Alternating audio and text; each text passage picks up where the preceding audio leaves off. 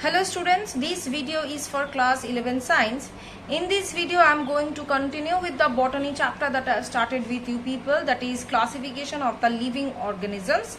So let's not waste the time and let's just start with our chapter.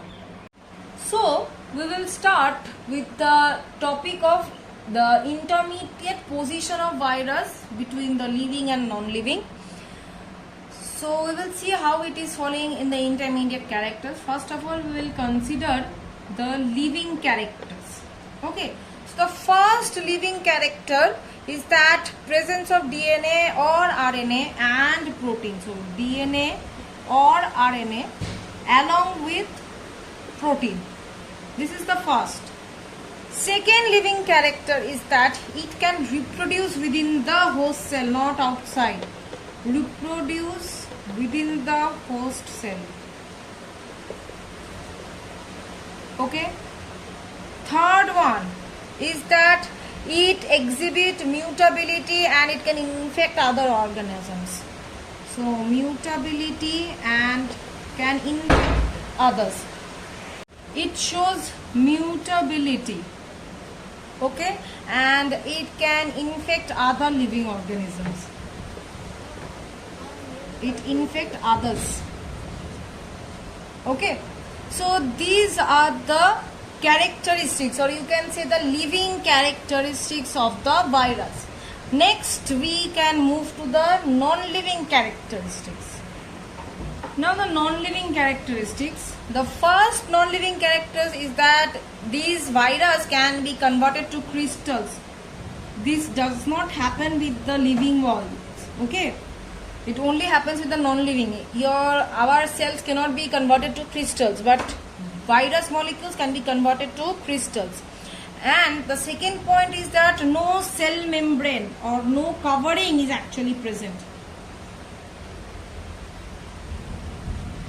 Third characteristic is that absence of cytoplasm, that is acellular. Absence of cytoplasm. Fourth, no locomotion. They do not show any locomotion. Fifth is that they cannot respond to stimuli. They don't respond to stimuli.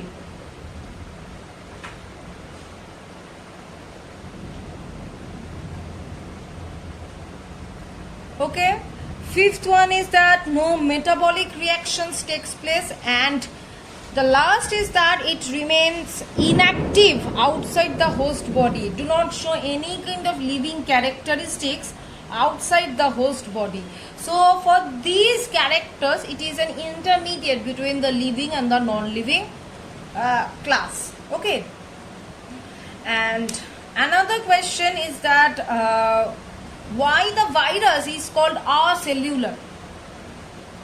I have explained that as it is not having any kind of cytoplasm, so it does not grow or it cannot work independently, or it does not carry out different metabolic functions. Rather, it can be crystallized. This crystallization it is not a characteristic feature of any living world. Apart from this, the cytoplasm, enzymes, other cell organelles are totally absent in case of virus. That's why it is termed as the acellular.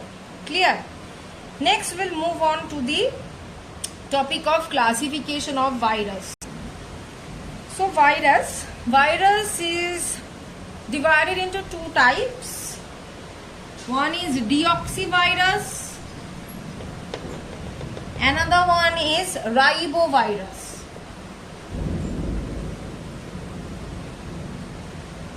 Okay, now deoxyvirus means this virus is having DNA as its genetic material, and ribovirus means it is having RNA as its genetic material. Okay, now according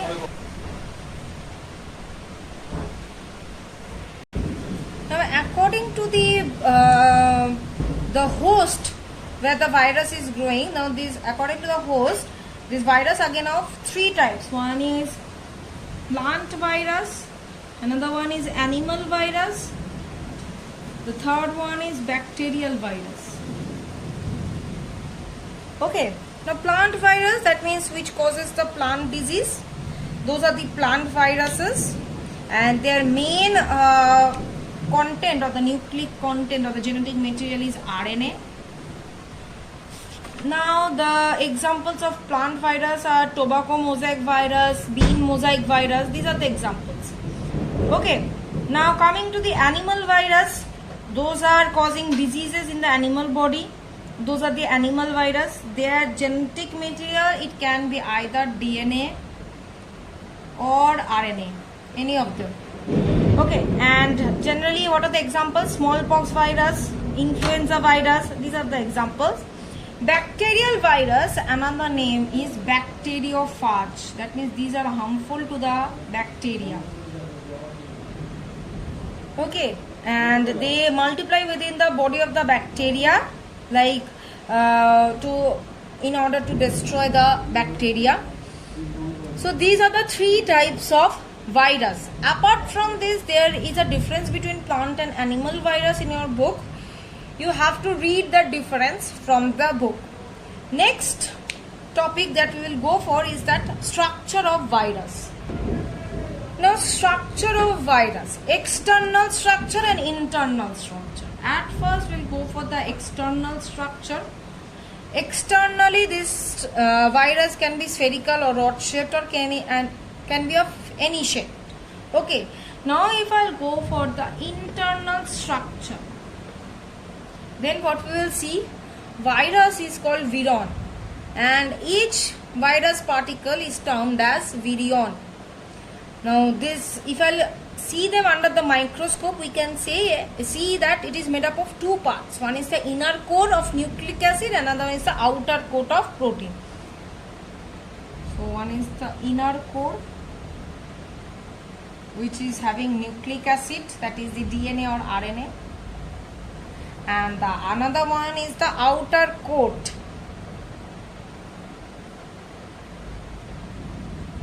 Clear? Now the nucleic acid component is either RNA or DNA, which is placed centrally and which is surrounded by a membrane of protein. So the main two parts of the virus body are capsid, that is the outer membrane, and the nucleoid, which is lying within the capsid. So capsid is the protein coat of the virus particle. The membrane is composed of number of subunits, which is termed as capsomeres, and the nucleic acid and the capsid together form the nucleocapsid. That means nucleic acid and the capsid, they together form nucleocapsid. Okay, and they keep this thing be surrounded by the envelope. This envelope of the viruses are the viruses which are having this envelope are termed as lipoviruses. Clear? Examples are influenza virus or any kind of other virus. Now coming to the nucleoid or the central part of the virus, which is formed of nucleic acid. It is the inactive part. It is used in the metabolic machinery of the host cell for the synthesis and gathering of the viral components. Now the part is covered by an outer coat, which we term as capsid. Now nucleic acid is made up of either RNA or DNA, along with some protein covering is there. So this is the general structure of the virus. So till this much I am keeping the video. In the next video I will continue with the chapter. Thank you.